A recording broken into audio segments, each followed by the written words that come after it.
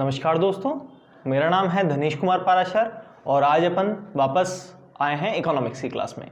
पिछली क्लास में अपन पढ़ रहे थे दोस्तों आर्थिक नियोजन। आज अपन इसी को ही आगे कंटिन्यू करेंगे। आज इसमें टॉपिक है पहले भारतीय नियोजन का इतिहास। क्या है दोस्तों इसका पहला टॉपिक आज का? भारतीय नियोजन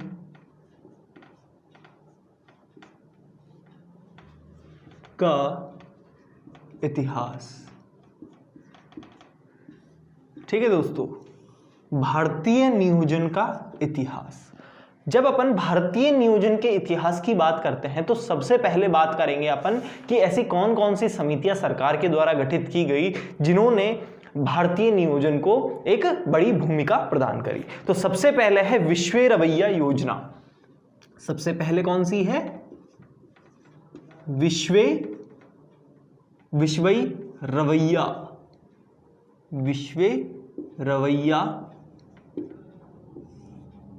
योजना। कौन सी है? विश्व रवैया योजना। विश्व रवैया योजना दोस्तों आर्थिक नियोजन की रूपरेखा का पहली जो योजना थी वो कौन सी थी? विश्व रवैया योजना थी। और ये कब की है? 1934 में एम विश्व रवैया द्वारा। भारत की पहली योजना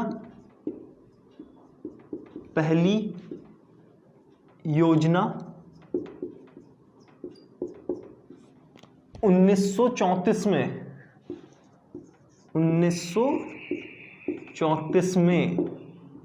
एम विश्व रवैया द्वारा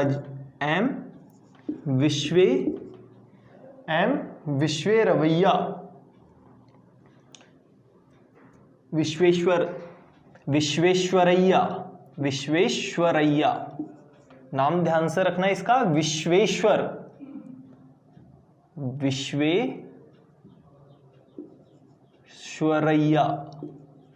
एम विश्वेश्वरैया। ठीक है, 1934 में एम विश्वेश्वरैया द्वारा दी गई। ठीक है, ये भारत की पहली योजना थी जिसमें पहली बार आर्थिक रूप से क्या किया गया था? नियोजन किया गया था। ठीक है, यह योजना 10 वर्षीय थी। यह 10 वर्षीय योजना थी।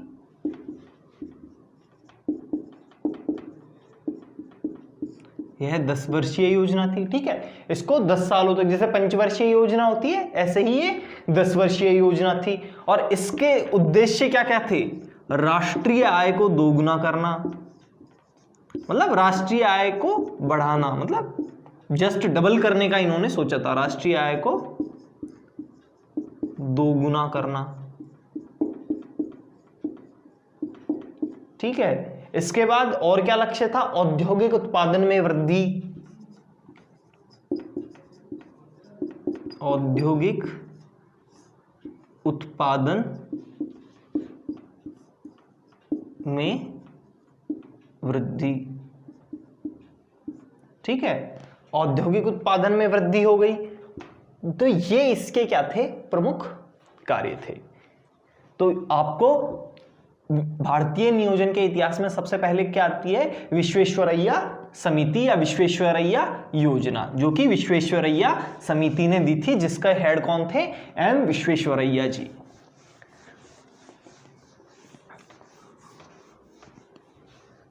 अब बात करते हैं दोस्तों आगे। इसके बाद आगे आता है कि फिक्की का प्रस्ताव। किसका? फिक्की का प्रस्ताव। क्या है दोस्तों? फिक्की का प्रस्ताव। ठीक है, अब बात ये आती है कि ये फिक्की क्या चीज है? FICCI FICCI। ठीक है, फिक्की का कॉन्सेप्ट है। तो ये फिक्की क्या है? फिक्की है federation of Indian chambers of commerce and industry. Federation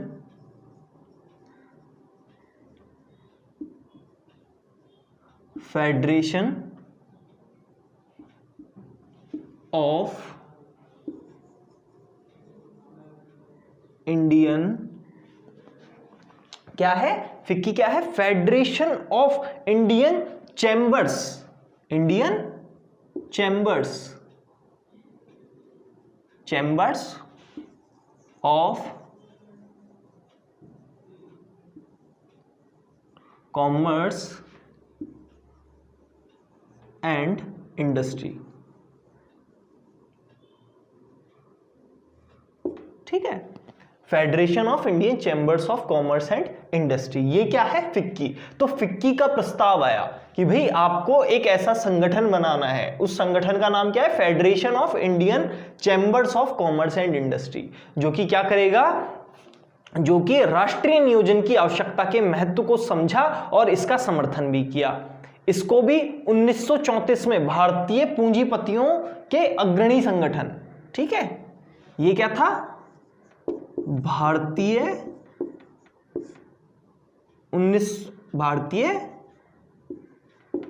पूंजीपतियों का अग्रणी संगठन था। ठीक है, फिक्की क्या था? भारतीय पूंजीपतियों का अग्रणी संगठन था, जो कि 1934 में बना था। ठीक है, जो कि 1934 में बना था। तो ये तो है दोस्तों फिक्की का प्रस्ताव। इसके बाद अपन नेक्स्ट चलते हैं, आप इसको नोट करते जाना, ठीक है, क्योंकि आपसे डायरेक्ट क्वेश्चन पूछ रहा जाता है कि फिक्की की फुल फॉर्म क्या है? Federation of Indian commerce, federation of Indian chambers of commerce and industry, या फिर फिक्की की स्थापना कब हुई? 1934 में। फिक्की क्या है? तो फिक्की क्या है? भारतीय पूंजीपतियों का एक अग्रणी संगठन है। अब इसके बाद आगे है कांग्रेस प्लान, ठीक है, या कांग्रेस योजना। इसके बाद नेक्स्ट क्या आई? कांग्रेस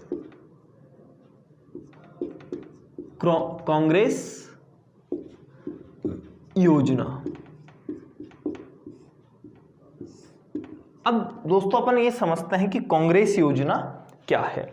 तो वर्ष 1938 में भारत की नियोजन की आवश्यकता व संभावना पर विचार करने के लिए भारतीय राष्ट्रीय कांग्रेस, जो अभी कांग्रेस पार्टी है, आईएनसी, इंडियन नेशनल कांग्रेस, उसने क्या किया? राष्ट्रीय नियोजन समिति का गठन किया। इस समिति के अध्यक्ष कौन थे? पंडित जवाहरलाल नेहरू थे। ठीक है,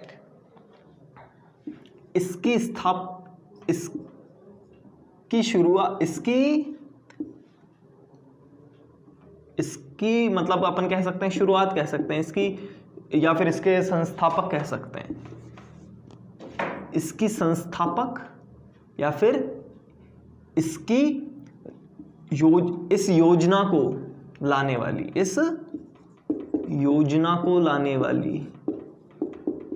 वाली कौन थी? भारतीय राष्ट्रीय कांग्रेस।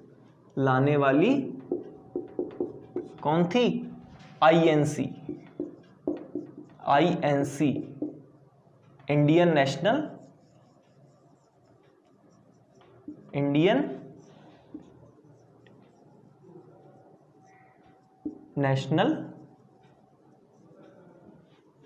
कांग्रेस। ठीक है, इंडियन नेशनल कांग्रेस, इस योजना को लाने वाली आईएनसी थी। कब? 1938 में। और इसके अध्यक्ष कौन थे? अध्यक्ष थे इसके पंडित जवाहरलाल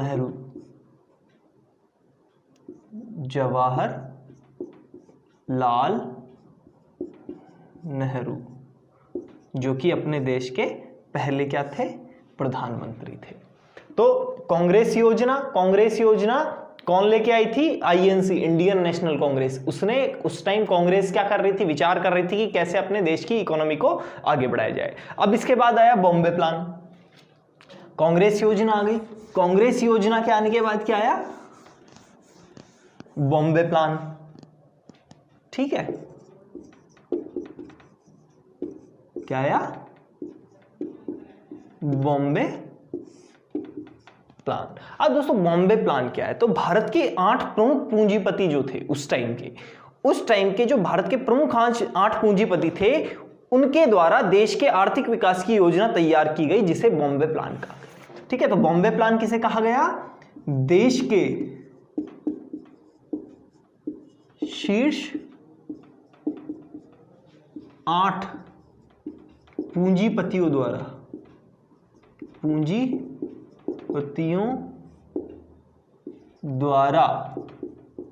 लाया गया प्लान क्या था? प्लान बॉम्बे योजना थी। ठीक है, बॉम्बे योजना थी। ठीक है, अगर पूछ लिया जाए कि बॉम्बे योजना या बॉम्बे प्लान क्या था, तो बॉम्बे प्लान क्या था? देश के शीर्ष 8 पूंजीपतियों द्वारा लाया गया प्लान था। अब इन 8 पूंजीपतियों में कौन कौन था? 8 पूंजीपतियों में कौन कौन था? पुरुषोत्तम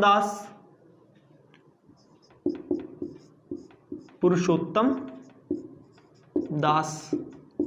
ठीक है, याद रखना, पुरुषोत्तम दास, ठाकुर दास, JRD टाटा। पुरुषोत्तम दास, ठाकुर दास, JRD टाटा। इनका नाम तो आप बड़े फेमस है, सुना ही होगा, JRD टाटा। ठीक है, कौन कौन हो गए? पुरुषोत्तम दास, ठाकुर दास, JRD टाटा, GD बिड़ला, लाला श्रीराम। GD बिड़ला, इनका नाम भी आपने सुना होगा, GD बिड़ला। ठीक है, JRD टाटा, GD बिड़ला। इसके बाद लाला श्रीराम, कस्तूरभाई, लाला श्रीराम,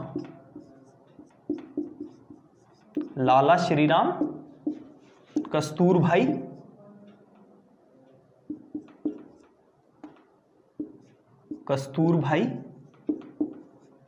ठीक है, कस्तूरभाई के बाद और कौन से थे? कस्तूरभाई, लाला भाई एक ही नाम है। ठीक है, कस्तूरभाई लाला भाई।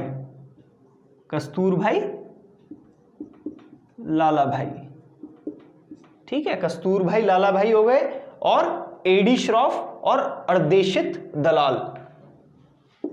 AD श्रॉफ, अर्देशित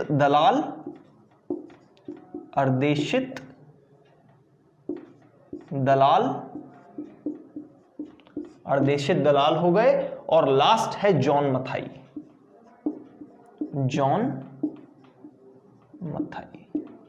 ठीक है, कितने हुए? 1 2 3 4 5 6 7 8 और 1 9। ये कितने हो गए? 9 हो गए। ठीक है, पुरुषोत्तम दास, ठाकुर दास हो गए, JRD टाटा हो गए, GD बिड़ला हो गए, लाला श्रीराम हो गए, कस्तूरभाई लाला भाई हो गए। ठीक है, AD श्रॉफ हो गए, अर्देशित दलाल हो गए और जॉन मथाई हो गए। ठीक है, शीर्ष 8 पूंजीपति थे, लेकिन एक इसमें बाद में ऐड हो गया था। ठीक है, ये 1944-45। ठीक है, ये योजना कब की है? 1944-45 की।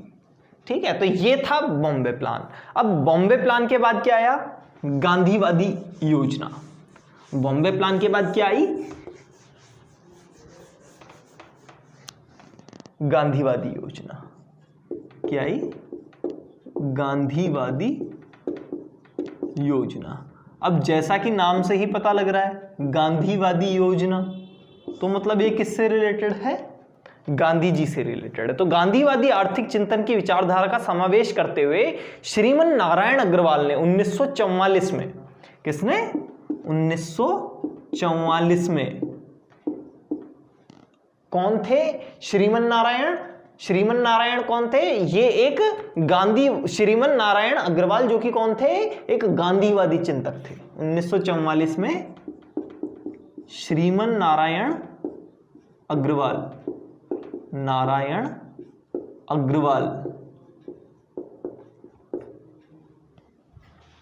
जो कि कौन थे? गांधीवादी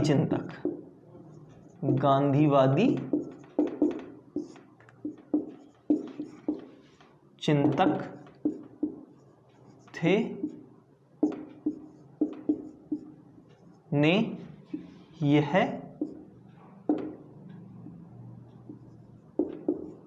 योजना ने इस योजना की शुरुआत की, इस योजना की शुरुआत की। ठीक है, किसने? श्रीमन नारायण अग्रवाल, जो कि कौन थे? श्रीमन नारायण अग्रवाल जो कि कौन थे? गांधीवादी चिंतक थे। ठीक है, तो गांधीवादी योजना हो गई। गांधीवादी योजना के बाद कौन सी योजना आई? गांधीवादी योजना के बाद आई जन योजना। गांधीवादी योजना के बाद क्या आई? जन योजना, या इसे पीपल्स प्लान भी कहते हैं। ठीक है, क्या आई? जन योजना। जन योजना।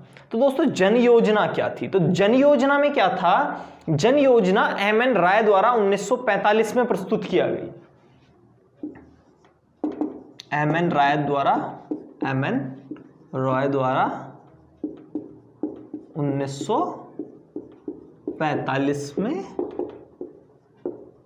प्रस्तुत की गई। ठीक है, आपके मेनली क्वेश्चन यही पूछेंगे कि भाई किसके द्वारा दी गई? किसके द्वारा दी गई जन योजना? एम.एन. रॉय के द्वारा। कौन से सन में दी गई? 1945 में दी गई। दूसरी चीज कि इसका क्या था? एक कृषि क्षेत्र और औद्योगिक क्षेत्र दोनों के विकास को इसने प्राथमिकता दी। ठीक है, कृषि क्षेत्र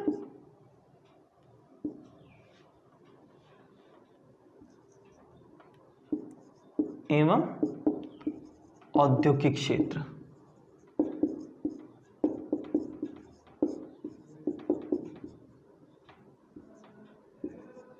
दोनों के विकास को क्या दी इसने? प्राथमिकता दी। दोनों के विकास को प्राथमिकता दी। ठीक है, दोनों के विकास को क्या दी इसने? प्राथमिकता दी। तो ये तो था क्या थी? जन योजना।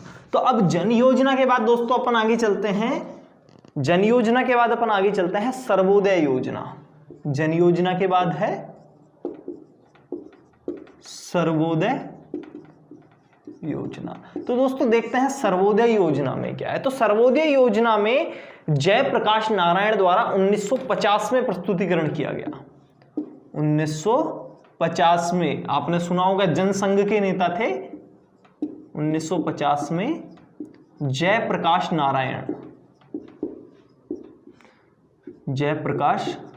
नारायण द्वारा इसका प्रस्तुतिकरण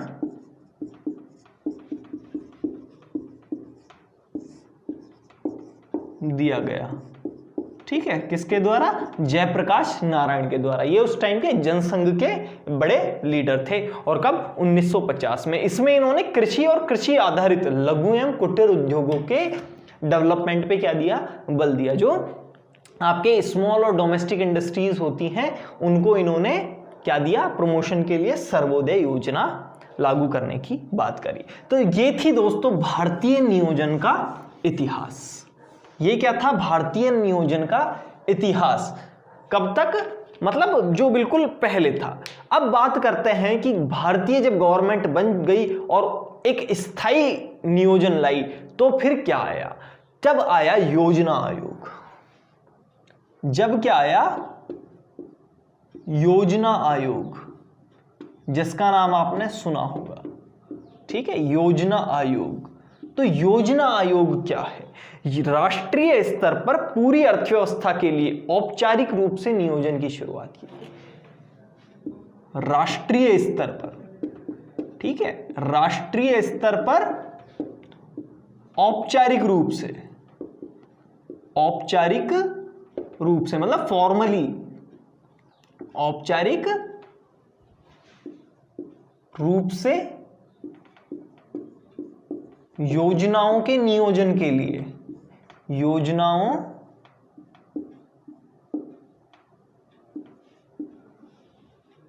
के नियोजन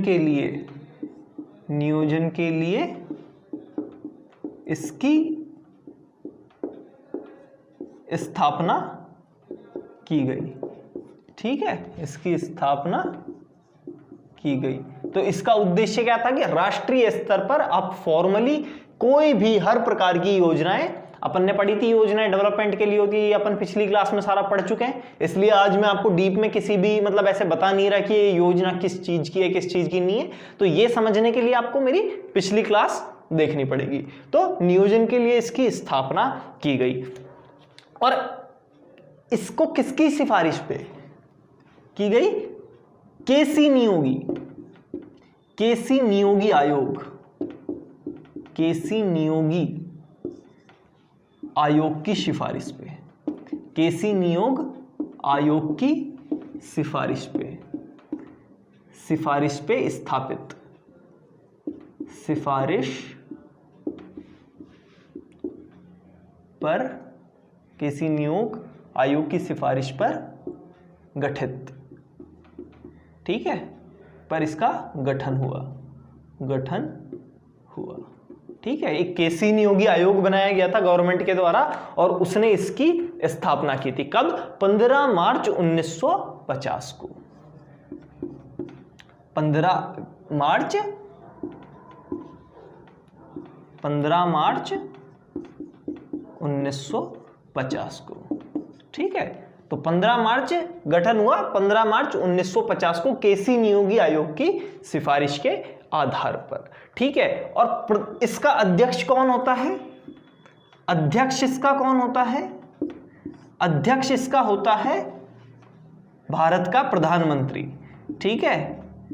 प्रधानमंत्री इसका पदेन अध्यक्ष होता है। इसका प्रधानमंत्री योजना आयोग का पदेन अध्यक्ष होता है, मतलब जो भी प्रधानमंत्री बनेगा वो इसका क्या बन जाएगा? अध्यक्ष बन जाएगा। अब अपन दोस्तों बात करते हैं कि फिर इसके अध्यक्ष कौन कौन से हुए। तो इसका प्रथम अध्यक्ष कौन हुआ? योजना आयोग का प्रथम अध्यक्ष कौन हुआ? भारत के पहले प्रधानमंत्री जवाहरलाल नेहरू जी। इसके बाद दूसरा अध्यक्ष कौन हुआ? लाल बहादुर शास्त्री जी, ठीक है। तो ये तो क्या थे? पहले और दूसरे अध्यक्ष, ठीक है। आपको अच्छे से पता है कि भारत के पहले प्रधानमंत्री और दूसरे प्रधानमंत्री कौन थे? जवाहरलाल नेहरू जी 1947 से लेके 1900 कब तक? 64 तक प्रधानमंत्री रहे। 1964 से 1966 तक कौन प्रधानमंत्री रहे? लाल बहादुर शास्त्री जी प्रधानमंत्री रहे। और 1966 के बाद कौन बनी थी? इंदिरा गांधी प्रधानमंत्री बनी थी, ठीक है। तो ये इसके फिर उसी क्रम में इसके अध्यक्ष होते गए। फिर मोरारजी देसाई बने, फिर चौधरी चरण सिंह बने, फिर राजीव गांधी बने, फिर वीपी सिंह बने, फिर चंद्रशेखर जो कि बहुत छोटे कार्यकाल के लिए बने, फिर पीवी नरसिम्हा राव, फिर अटल बिहारी वाजपेयी, फिर एचडी देवगौड़ा, आईके गुजराल, फिर वापस अटल बिहारी वाजपेयी जी आए, फिर मनमोहन सिंह आए और फिर प्रेजेंट में नरेंद्र मोदी जी हैं। तो ये सभी इसके कौन थे? अध्यक्ष थे। लेकिन इसका उपाध्यक्ष पूछ लिया जाता है कई बार, ठीक है। इसका उपाध्यक्ष पूछ लिया जाता है। तो इसके पहले उपाध्यक्ष कौन थे? पहले उपाध्यक्ष गुलजारी लाल नंदा। कौन थे? गुलजारी लाल नंदा थे। गुलजारी लाल नंदा, ये कौन थे? इसके पहले अध्यक्ष थे गुलजारी लाल नंदा, ठीक है। फिर वीटी कृष्णमाचारी, तो आपको सिर्फ पहले कई नाम याद रखना है, ठीक है। और अभी प्रेजेंट वो 2009 से 2014 तक इसके मोटेक सिंह अहुलवालिया कौन थे? इसके उपाध्यक्ष थे। अब बात करते हैं योजना आयोग को 1 जनवरी 2015 को, ठीक है। योजना आयोग का नाम बदल के क्या कर दिया? नीति आयोग, ठीक है। तो अगर पूछा जाए कि वर्तमान में योजना आयोग का अध्यक्ष कौन है, तो आप बताएंगे कि योजना आयोग का अध्यक्ष उपरोक्त में से कोई भी नहीं है, क्योंकि योजना आयोग ही नहीं है। अब कौन है? नीति आयोग, ठीक है। अब कौन आ गया? नीति आयोग, नीति आयोग, नीति आयोग, ठीक है। नीति आयोग की फुल फॉर्म क्या है? National institute for transforming India. क्या है? National institute for transforming India. India को ट्रांसफॉर्म करने के लिए एक नेशनल इंस्टीट्यूट, ठीक है। तो नीति आयोग को कब? 1 जनवरी 2015 को, 1 जनवरी 2015 को योजना आयोग का नाम बदलकर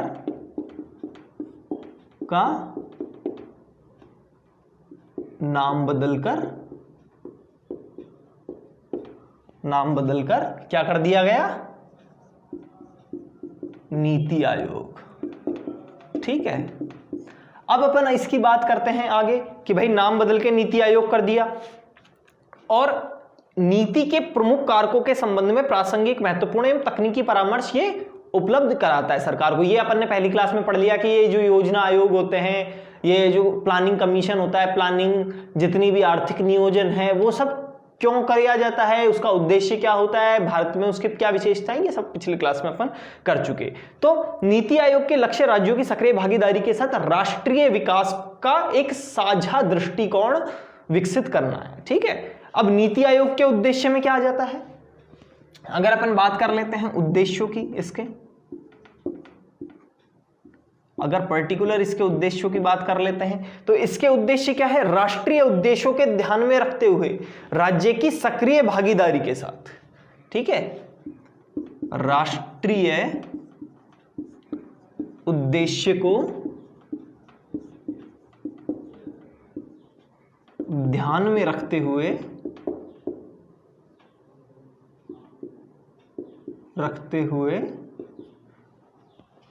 राज्यों की सक्रिय भागीदारी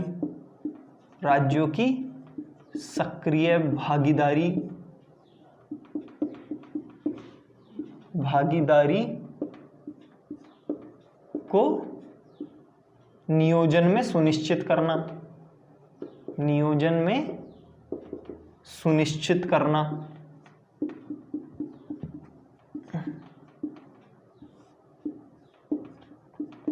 ठीक है, मतलब राज्यों को भी ये साथ में लेके चले, जो फेडरल स्ट्रक्चर जिसे अपन कहते हैं, उस फेडरल स्ट्रक्चर को ये मतलब मजबूत करने के लिए कदम उठाया गया। सशक्त राज्य से सशक्त राष्ट्र का निर्माण होता है।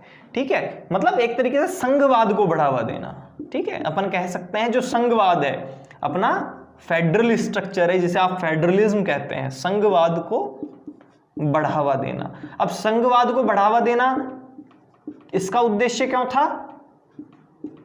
क्योंकि इसका आइडियोलॉजी थी, इसकी क्या आइडियोलॉजी थी? इसकी आइडियोलॉजी थी कि अगर राष्ट्र क्या होगा, सशक्त जब होगा जब उसके राज्य सशक्त होंगे। तो नीति आयोग का मुख्य उद्देश्य मतलब मुख्य कार्य क्या हुए कि सहयोगपूर्ण संघवाद को बढ़ावा देना, मतलब कोऑपरेटिव फेडरलिज्म को डेवलप करना।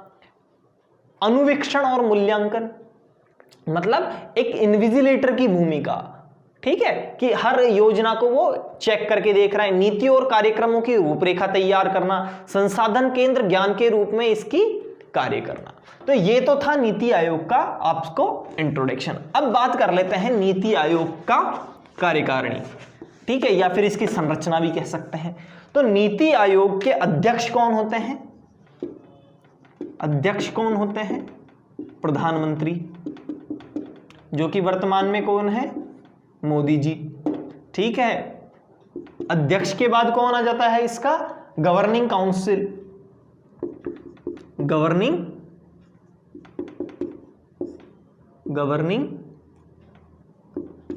काउंसिल। तो गवर्निंग काउंसिल में कौन आ जाता है? गवर्निंग काउंसिल में सभी राज्यों